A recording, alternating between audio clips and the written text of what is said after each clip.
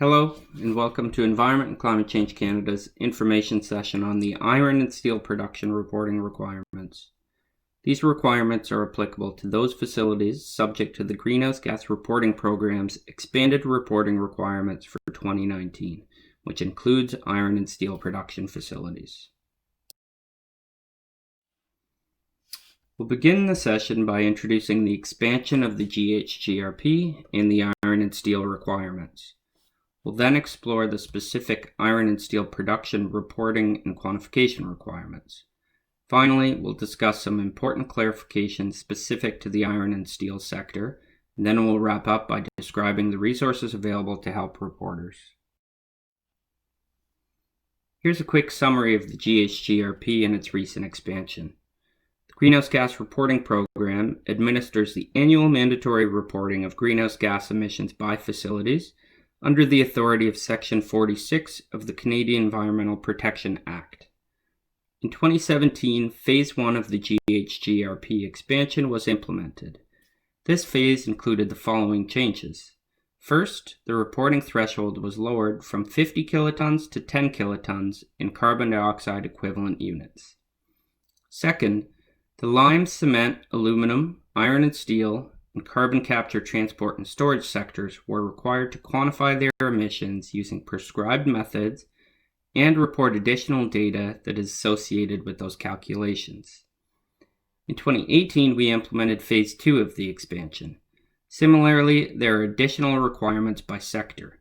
Specifically, this includes ammonia, base metal, electricity heat, ethanol, hydrogen, mining, nitric acid, petroleum refining, and pulp and paper sectors. For 2019, while some small adjustments have been made, this year continues the same requirements from the first two phases of the expansion. Iron and steel production reporting requirements are contained in Schedule 11 of the 2019 GHGRP notice, and prescribed quantification methods are included in Section 6 of Canada's Greenhouse Gas Quantification Requirements document. Iron production processes include induration furnaces, coke oven batteries, sinter production, blast furnaces, and direct reduction furnaces. Note here that the inclusion of induration furnaces means that those facilities engaged in iron ore pelletizing are subject to the iron and steel production reporting and quantification requirements. Steel production processes include basic oxygen, electric arc, and ladle furnaces, as well as argon-oxygen decarburization. Iron and steel requirements also include iron and steel powder production. Note that while not discussed in this video tutorial, fuel combustion and flaring reporting requirements are applicable to iron and steel facilities as well. These requirements are discussed in a separate video tutorial.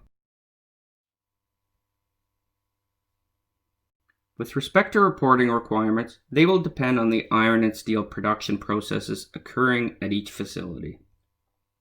Typically, annual CO2 emissions, along with related process data, such as quantities of inputs and outputs to each process, additives, byproducts, residues, etc., will have to be reported. Carbon content of inputs and outputs are also required. As well, if biomass material is used, quantities and types of biomass will have to be reported. The methods used to quantify emissions must be reported, and this generally determines which other parameters are required. With respect to quantification, mass balance or SEMS methods may be used. Mass balance is based on the carbon content of carbon-containing inputs and outputs. For example, additives, electrodes, flux material, molten steel, byproducts, as well as air pollution control residue.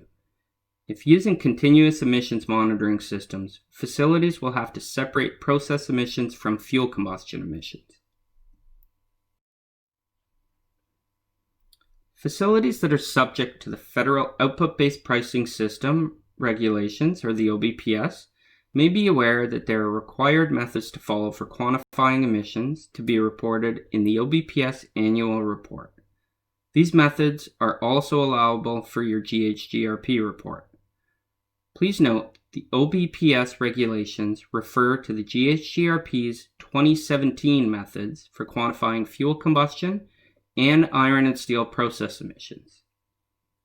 In the GHGRP reporting module, there is a section where you must indicate if you are using these methods for your GHGRP report.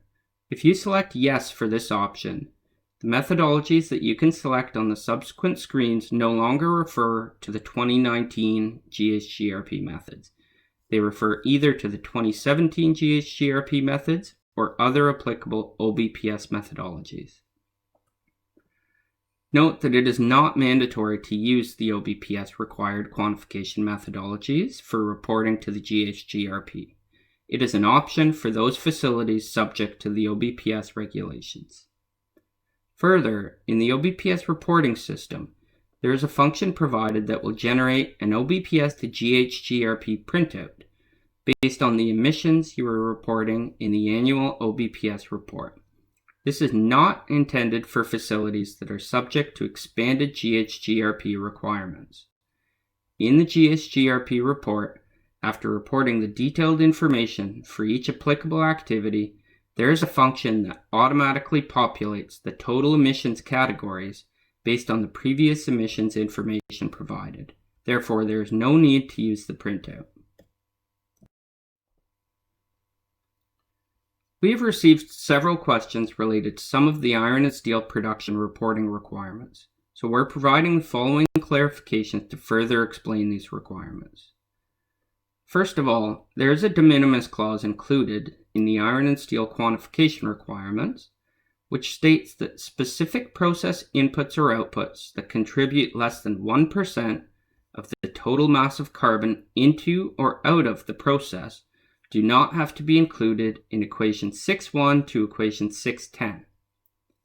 This slide shows an example of how this is applied. Let's start with the table on the left, which represents an example of all carbon-containing inputs to a specific process. You can see here that the carbon content is required for each input so that the total carbon into the process can be calculated. If you look at the percentage of each input, you can then see which of these fall below the 1% de minimis. For example, in this case, you could see here that input 1 contains only 1 ton out of a total of 791 tons of carbon into the process. This represents only 0.1%. Therefore, since it falls below the 1% de minimis, you may exclude this input. The table on the right shows very similar calculations, except they represent the outputs from the process. In this example, you can see that product 4 represents only 0.1% of the total mass of carbon out of the process. Therefore, it may be excluded as well.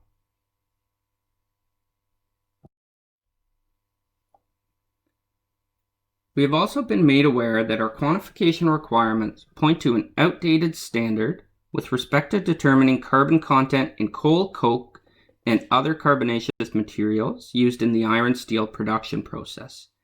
ASTM D5142 has been withdrawn and replaced with ASTM D7582. Therefore, ASTM D7582 may be used for this purpose. This change will be reflected in our next revision of the quantification requirements document. Also, with respect to measuring carbon content in the iron steel production process, we are aware that in some facilities, argon oxygen decarburization and/or ladle furnace processes are integrated in the basic oxygen or electric arc furnace process. While there is a requirement to report emissions and carbon content of inputs and outputs to each process, where these are integrated, they may be considered as a single process, and therefore carbon content of inputs and outputs may be measured with respect to the integrated process. In this case, emissions from argon oxygen decarburization and/or ladle furnaces may be reported under the basic oxygen or electric arc furnace, meaning they do not need to be reported separately. To wrap up, this slide lists the resources available to help facilities in completing their GHGRP report. Our website listed here is the place to go, where you can find a link to the 2019 GHGRP notice which describes the latest reporting requirements. You can also find the technical guidance document on reporting greenhouse gas emissions. This helps to explain the notice and specific technical requirements. You can find the GHG quantification requirements document as well. This is mandatory for those subject to the expansion. You'll also find a link to access the single window system and the following guidance on using this online system to submit your report. There's swim guidance, which includes video tutorials on accessing single window for the first time, connecting your profile to an organization, and managing organization information. And we also provide enhanced step-by-step instructions on submitting a GHG report. There's also a page dedicated to more commonly asked questions and answers. And of course, you can contact the GHG Help Desk with any questions you may have. The new this year are a series of video tutorials available on YouTube to help explain the requirements, common reporting issues, and how to prepare your GHGRP report. Finally, here's how you can reach the GHGRP.